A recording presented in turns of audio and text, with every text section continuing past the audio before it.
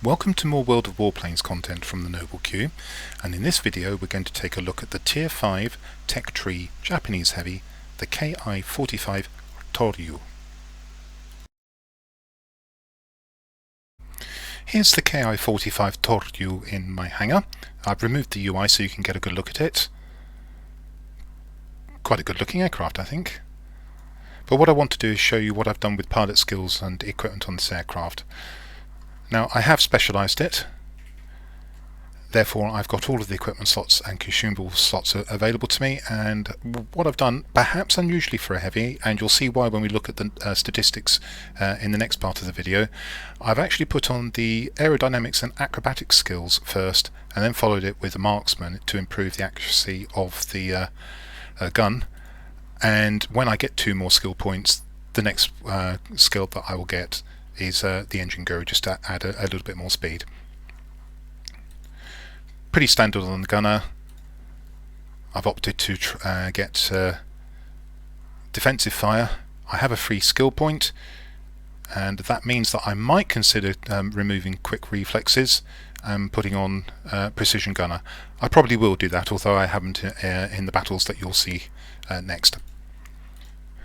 As for equipment, a little bit unusually for a heavy as well, I've concentrated on manoeuvrability, and again you'll see why when we do the statistics next. The equipment's not all at the ultimate level, but it's heading that way. So we've got the lightweight power unit there, and an uprated engine for a bit more speed, and that's rather than putting on the gas turbine to improve the boost. That's the lightweight power unit, that is. And then ultimate long gun barrels to increase the range of the armament, because the guns are fairly short range. As far as consumables are concerned, as I usually do when I have 2 crew members, I put on a first aid dressing package rather than a fire extinguisher. A pneumatic control assist to aid me in turns, and that's particularly if I'm fighting other Ki-45s. Engine cooling to get that extra 10 seconds of boost if I have some boost available. Bottle for manual engine restart if the engine gets shot out, and then universal ammunition. I don't use gold ammunition. I don't think I've ever used gold ammunition. So, in short, I've built this heavy, rather unusually, not for speed, but as to enhance its mobility.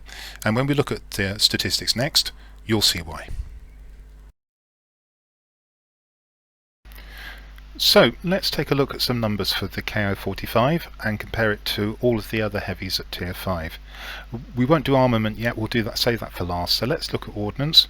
It's got a pair of 250 kg bombs, and as you'll see a bit later in the video, these are quite useful. Survivability, however, is worst in class. It's almost like a fighter. Basically, you need to avoid getting hit in this aircraft. It's not like any of the other heavies where the survivability will allow you to take some punishment and deal out your own. Airspeed, it's pretty much on a par with the bow fighters, which means that for a heavy it's pretty slow. It's nowhere near as good as the Me-210, which is of course a premium aircraft, nor the P-38F Lightning. Manoeuvrability, however, is where this aircraft scores, and if you're transitioning from fighters to heavies, this is a worthwhile heavy to consider, because it's highly mobile for a heavy, and if you are going to fight other heavies, you want them to turn fight with you, because then you will win. Best in class on turn, equal best in class on roll rate, equal best in class on minimum optimum speed, and the optimum range where your characteristics don't degrade is fairly good. And if you can encourage other heavies to enter turn fights with you, then you're in a good position. However, if you're in other heavies, you'll simply want to try and fly away from the Ki-45 and then come back and address it when it's busy doing something else, or just simply go and find something else to do entirely.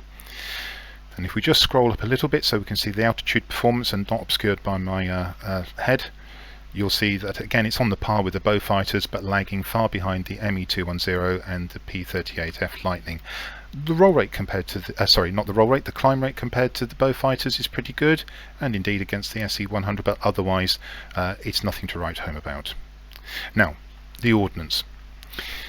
Well, it's kind of mixed news. On the face of it, the cumulative DPS, damage per second, is not great. It's not even third best in class. It's on a par with the Me-210, It's better than the F-5F Skyrocket, that's for sure, but it lags behind every other aircraft. However, it does have a 37mm cannon, and the only other heavy in this comparison that has one is the P-38F Lightning, and the Japanese one is better.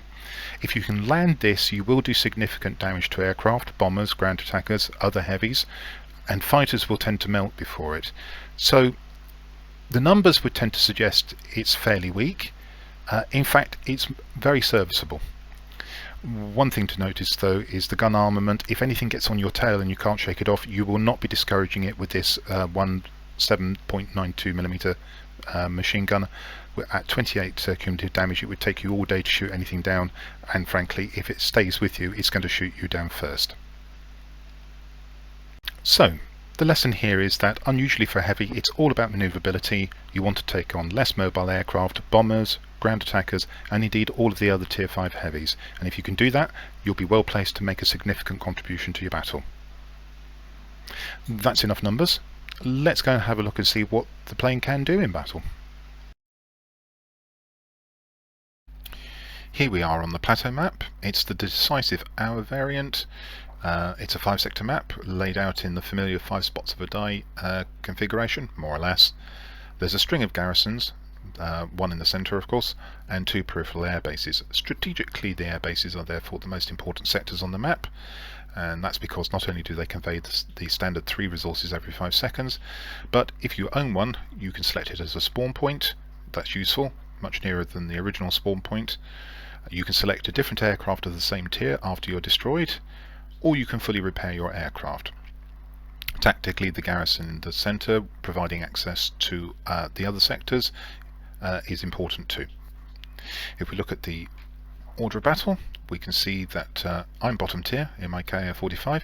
We have one of the relatively new Tier 6 Volti XP54s, which is specialised.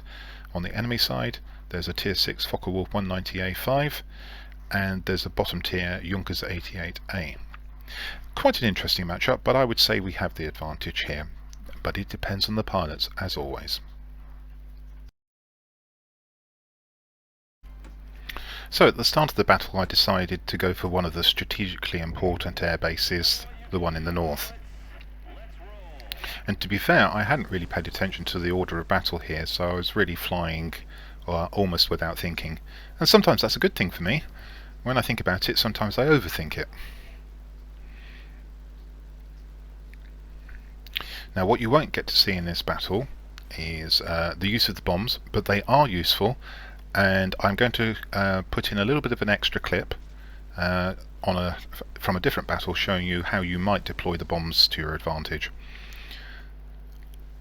Some people like to take the bombs off. I think that's probably, for me, I think that's not useful. The extra speed it conveys to the aircraft is useful, but I don't think it's significant enough for me to want to take the bombs off.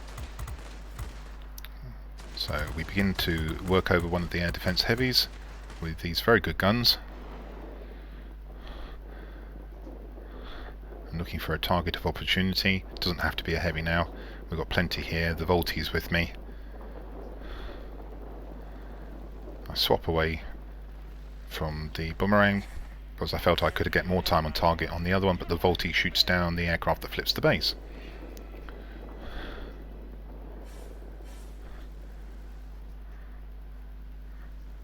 And it's worth disposing of the threatening P-47B.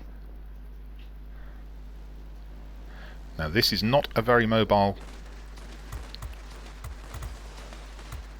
multi-roll, and even with a broken wing I felt confident enough to be able to turn on a multi-roll in a heavy and take it on. Now it is a bot, so to be fair it didn't try turning with me, but I don't think it would have made it. I can outturn this. However, it did do a lot of damage with its numerous 50 cals, so I pick up repairs. And that's one of the special characteristics of this base. It's the one I use most often. I very rarely swap aircraft. And I look up to find that the enemy Focke-Wulf has come into the base, and again that's not a very mobile aircraft either. I feel quite happy in turning on it. And despite the close attentions of one of the air defence heavies, I destroy that. Now, having not appreciated the enemy had a bomber, and it turns out that the enemy player was pretty good, I was a bit disconcerted at this point to find that we were 3 sectors to 2 down. Well, with hindsight, that's not surprising. And that illustrates that it's always worth looking at the order of battle. The Volti and I are actually doing the same things, and we're losing the battle at this moment. We need to break off, split up, and go and do different things.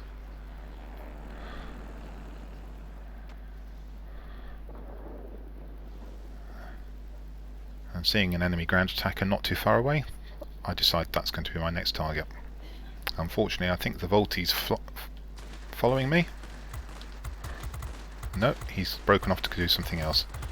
So at last we're beginning to split up and do tactically useful things in different sectors. Very important. Lots of people like to fly together, and sometimes that's useful. But you have to remember that this game is all about possession of sectors, and if you are together, you can only be dealing with one sector at a time.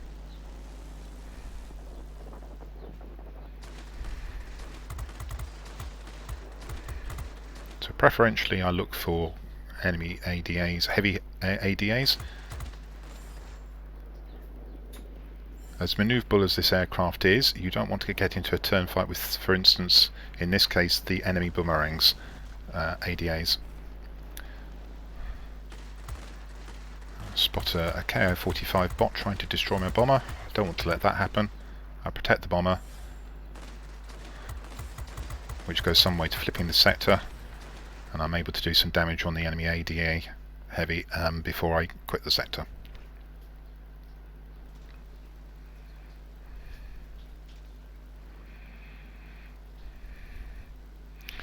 Now, if you're chasing down a bot, very often they won't turn on you. So you can remember that with the aircraft. And because of this excellent turn capability in this heavy, you get more time on target. And here we have a case in point. The Yak-7 doesn't evade particularly successfully, and I'm mobile enough to be able to stay on it.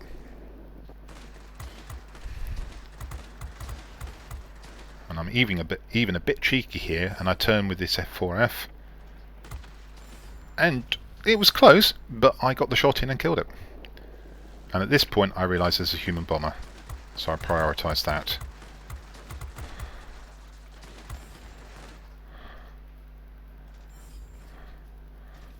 And I should have been doing that from the start of the game. Begin to work over this bomber. I'm waiting for the sector to unlock, but then realise he's outside of the sector anyway, and I finish him off.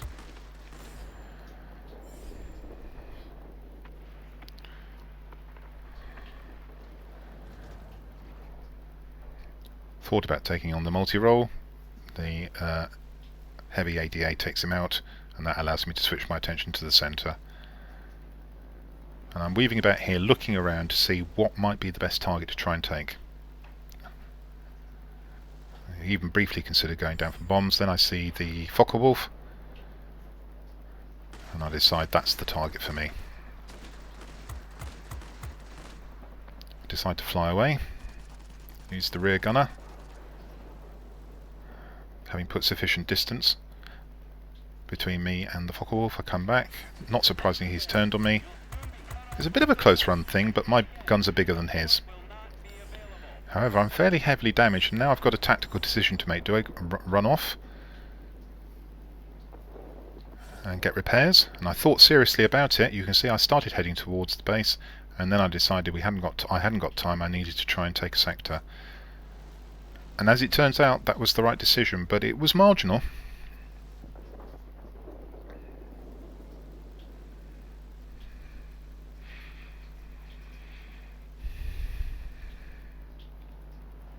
I've always got an eye to try and knocking down enemy aircraft in case we have to win the game by killing the entirety of the combat group.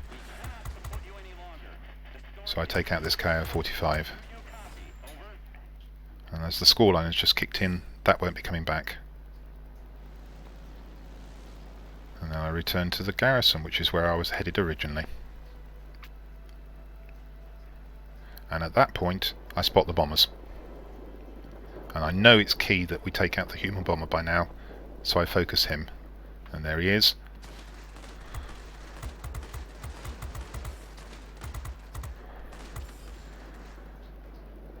and that's a useful kill.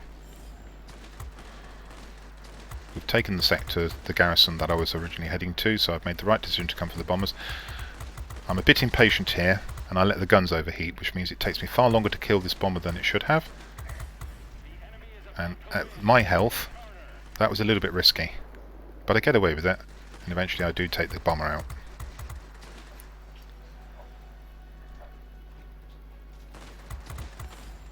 And the winged legend goes through. And at this point we're beginning to knock down the enemy aircraft and establish superiority in that manner. I decide I'll take on the Yak 7. A couple of good shots into him, and away he goes as I land the big cannon.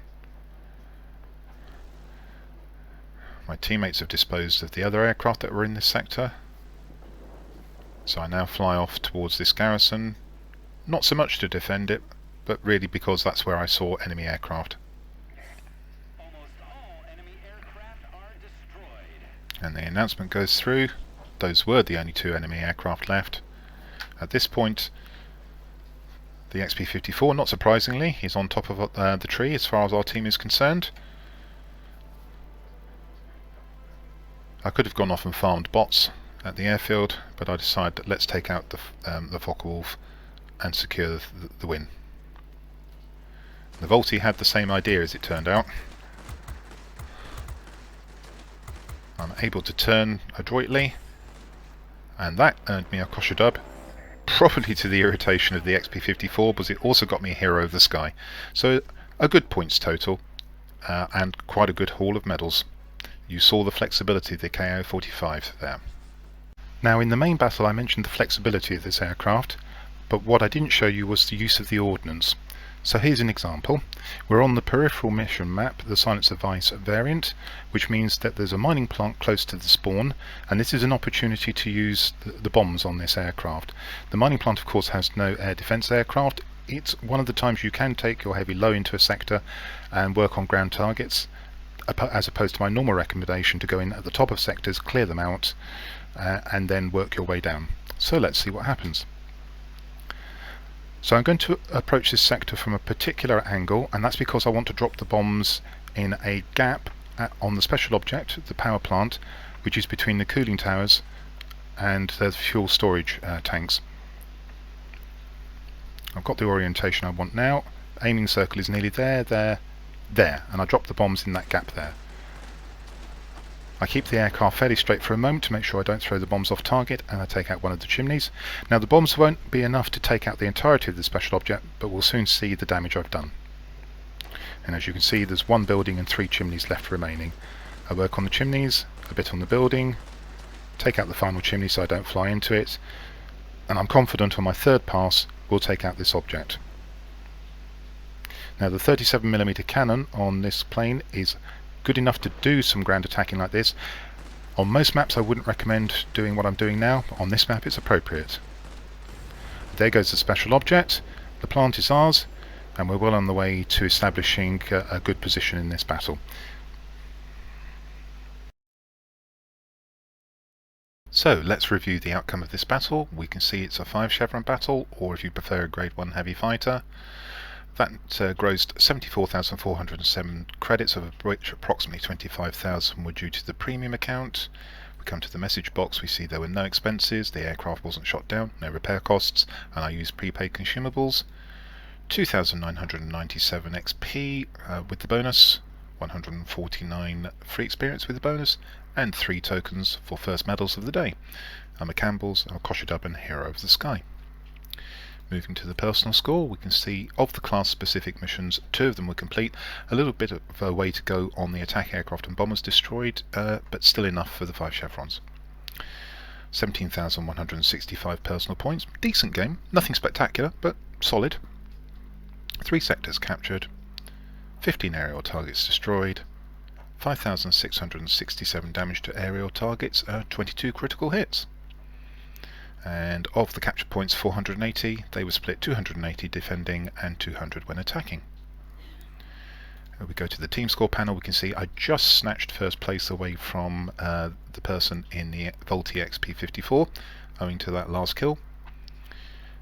On the enemy side, we can see that the Junkers 88A had a very good game. I'm glad I shot him down a couple of times, otherwise we might not have won that.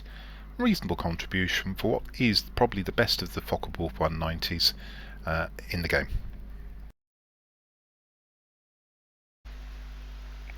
That concludes my look at the Tier 5 Japanese tech tree heavy, the Ki-45 Toryu. It has decent guns, usable ordnance, and above all, it's manoeuvrable for a heavy. If you're thinking of making the transition from fighters to heavies, this may be the ideal aircraft for you. And one final question to answer. You may be wondering why the video title includes the term Dragon Slayer. Well, that apparently is what Toryu means in Japanese. I hope you found something of interest in this video, and that if you did, you'll come along in the future and see further content that I produce. But until then, this is the Noble Q signing out.